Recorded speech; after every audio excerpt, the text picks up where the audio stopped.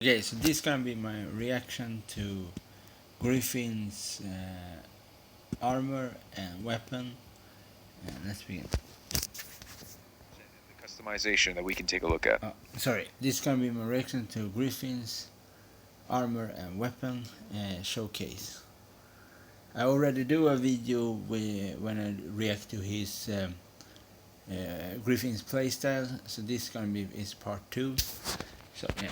Yeah, as dramatic as life was and is that the creation of the character was super fun and exciting. Of course, there were extreme challenges we're following as well. I mean, through the armor sets and the variations, I wish the players to join his journey and experience the variety of cultures and people that he met during his travel. Like, his origin might be knight, but then Gryphon's armor represent the world and the cultures that unite to fight back the evil. I think that says enough, but let's dive into the armor design. Let's do it. Okay, so first set. Yeah, this armor is looks very much like a Russian armor, like a Eastern European armor, and obviously the weapon is Eastern European with the badish. So yeah, it looks nice. It's nice with the style. So you're gonna have many different armor from different culture, or inspired from many other cultures, and so that is cool. Is a default one when you start the journey as a stranger. And nowadays, the region would be around the Eastern Europe. The inspiration coming from the Dacian armors, and we use this armor as a default because it's different enough, but it's also close enough to see his armor transformation from the original one, the Lawbringer. Of course, we adopted same method as a Warmonger armor customization, so player will be able to have more option, meaning cape on, and of course on the back it's cape off, and also different arm designs and the facial not expression but the facial the beards. So first one that you can kind of see is the one with the kind of older version of a Holden Cross, and second one is definitely inspired by the Yuri's beard. Yeah, it's like looking to the future for me, honestly. But second variation theme is the traveler. So after he left his hometown, he's been wandering around. So as you can see, aesthetically, fabrics are patched and hairs and beards are not trimmed. But his scale armor's designs are very edgy and strong, and it's a bit more advanced version of for the protections. And as you can see on the side, it's not showing right here, but on the right side from the image, he carries a he carries a draconite. That's this. Well, basically, I hope the at least explains a bit more about this one and from the lore. And the theme of the third variation is the hunt. So okay, so first is like he first armor set is, after the Lowbring is more like the Dacians, and now this armor is like more like for like on the Viking side. So obviously he will have armor from different culture, that he visit journey through. So there you can, because he's bringing lots of culture with him, and this kind of thing. That thing I think is very cool. That you can mix and match with other armor. For example, you can take Korean armor, and you can take a Greek armor, put them together. You can take a Viking armor, and you can use that Viking armor with a Dacian or other armor. There's so many armor in what his playstyle that you can mix together to get a very unique, fashionable hero with Gryphon. So I think that is very nice. Yeah. Sir. He had to hunt to survive in the wilderness and the desert. But the wolf on his head also hints who he will be fighting against or hunt when he's back from his journey. So there are also some Viking aesthetics that is starting to rebuild. So more variation will come in TU2 from this journey that from Eastern Europe. Very nice. So again, these And- are yeah, these are that's the the set. variation. These are the variations of the set one. Yes, the exactly. initial set. Okay, awesome.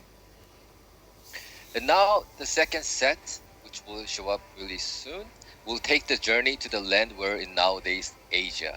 As it shows, Mongolian-influenced armors were presented to Gryphon, not only in the battlefield, but he experiences more of different cultures and understands their lifestyle. The movie The Last Samurai introduces well of a West. This thing, that thing, I think is one thing I think is really cool. That when they show, for example, when now we can see, for example, Mongolian and and sorry, and Korean armor, we can almost suspect what kind of faction we can see. For example, for next For Honor, for example, For Honor 2.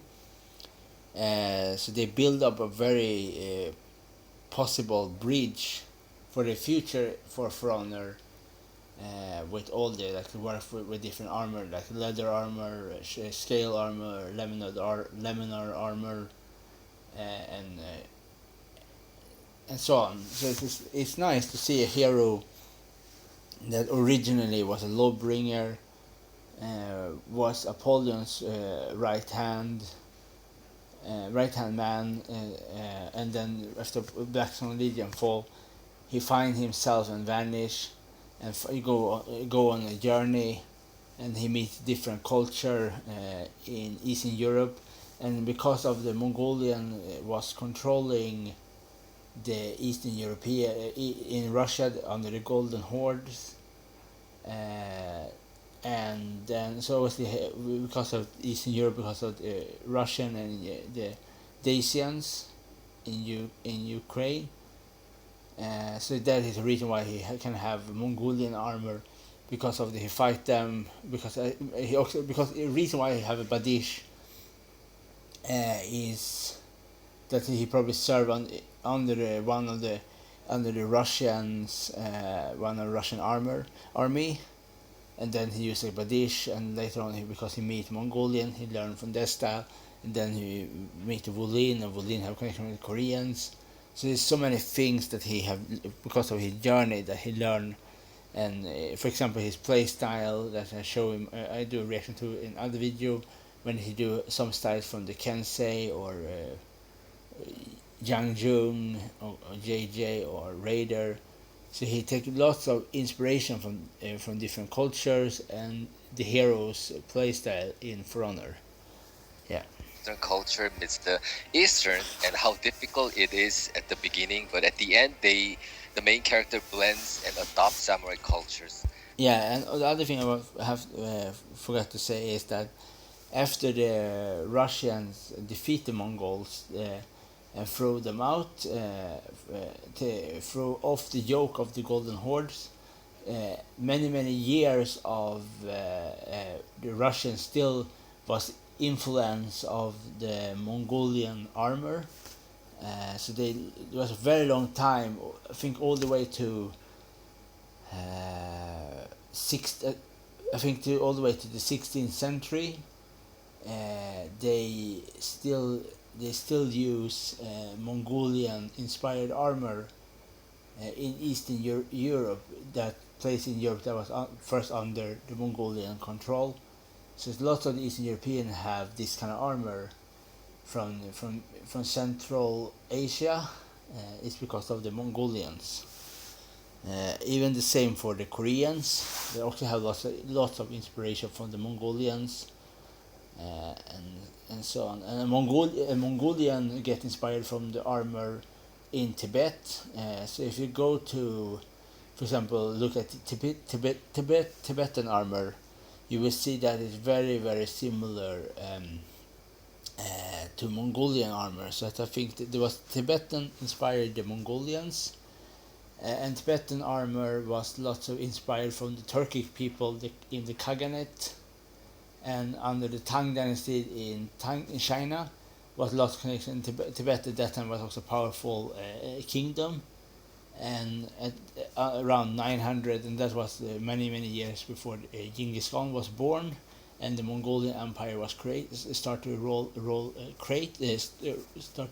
begin. It was in the 1200 the Mongol Genghis Khan was born, and then later on the Sugadai, the started Golden Horde, the Ilkhanate, and so on. So there is the reason why why the Badish work so well with the Mongolian armor, is because of but Badish is much later weapon in the 13th century, that under Ivan the Terrible, and that was Ivan was the first Tsar that defeat the last of not the Mongols, the Khan of the Mongols, throw off the yoke to payment to tribute to the Mongol Empire because of the firepower of the Russian. They used different weapons. So it's very late in the game that the Russian used. I think it was more when the West Europe was more dominant in Russia, was under the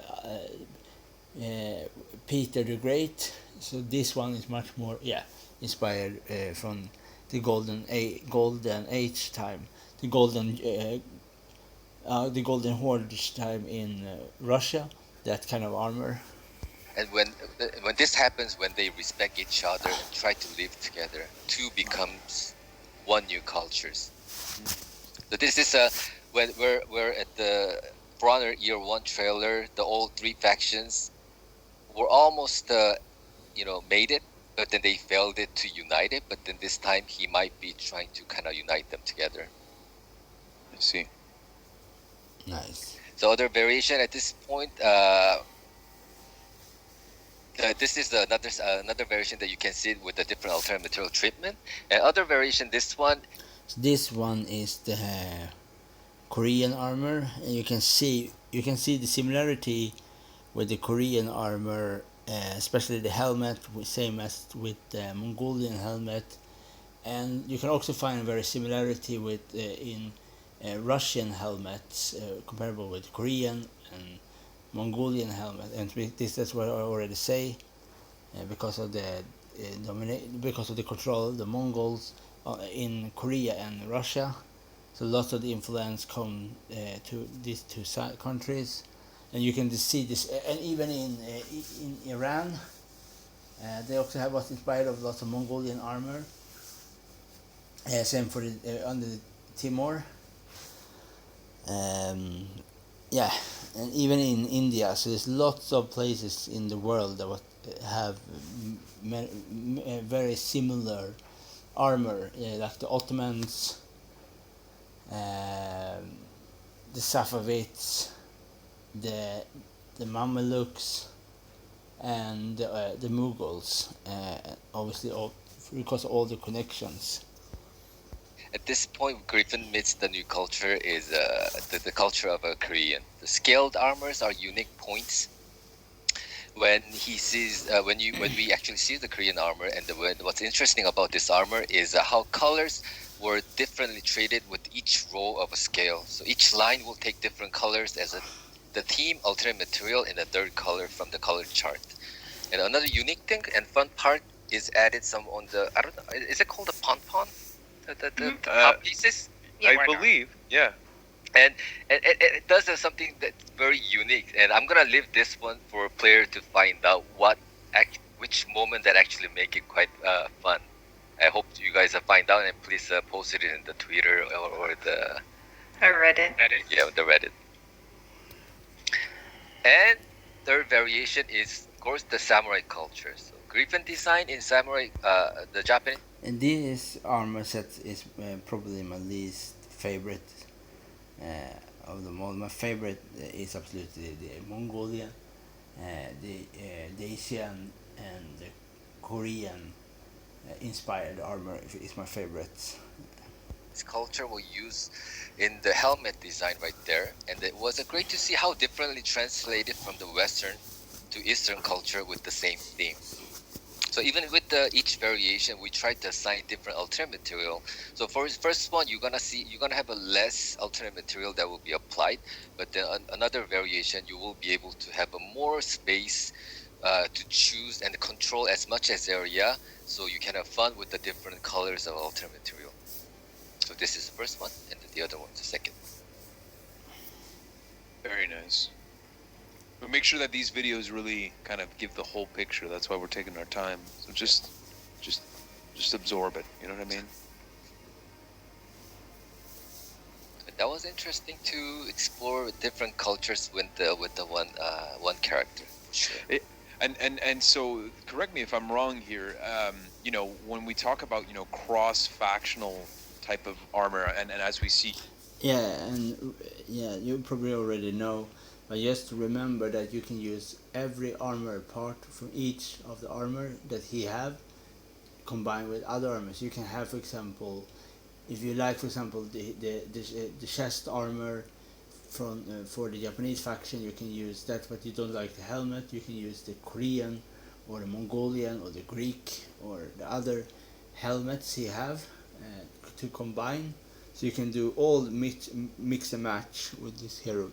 So you can do whatever you want with the armor, and obviously the weapon, the shaft of the weapons. If you want more Greek, you get Greek, and you want the style of the X-blade more Eastern European, you use that. There's so many possibilities with this hero that and that now I just talking about the customization. That is a totally other story with his play styles. So there's so many things you can put together with this guy. you know, there's such a range, and I'll let you speak on this one maybe first. I'll come back to my question. Yeah, I mean, this one is, of course, you can see it is it's inspired by the Greek. Well, since this is the kind of closest time in from his journey, so his previous armor kind of remains within the design to give a hint of the periodic order of his journey, and it has a very distinct design of Greek armors, like, you know, how the ornament on the helmet and the cape, of course, is on and off. It's a well protected all over. At the same time, it's a bare feet to attract the gladiator, for sure. And for our for our Greek players, if you really want to stay true to their homeland, it's Elava, if you want to say that. So probably my least favorite armor sets is the Greek, and the samurai armor is probably my least favorite. Yeah. Elava is Greece, I believe. Elava. Okay. Beautiful. Elava. And this is another variation coming from the first one, and this one is well, basically it's kind of pimped up version that we. Okay, this is I think is the worst. I don't think he do not really work for this hero with this armor, because it's not really. I don't know, but he looks much better in the Dacian, the Mongolian, and the Korean armor sets than this one. This not really work for him. My personal opinion, I don't think that works. He still had some money in the pocket, I guess, so he's adding a lot of engravings and nice ornamentations. It's just the bling bling version of previous ones. And of course, another quite cool thing is that his visor is kind of open, something that we wanted to try out. And also that was not possible before, but then now, since we placed the ornament on the shoulder, this is happening. Very nice. And as I mentioned, his journey of the armors does not end here. It will continue throughout the TU2. So let's wait a little longer, and then you will be able to receive more variation of the armor. Okay, this is everything I really want to say in this video. This reaction was just about his armor. And obviously they will show his weapons and other heroes' armors and their weapons. But this video is gonna be the final part here. And yeah, I think he have amazing armor. So I really look forward to play with Gryphon for myself and see how he will work, and how long it take to learn to play with him. But this is amazing. Hope you like it. Yeah. Bye.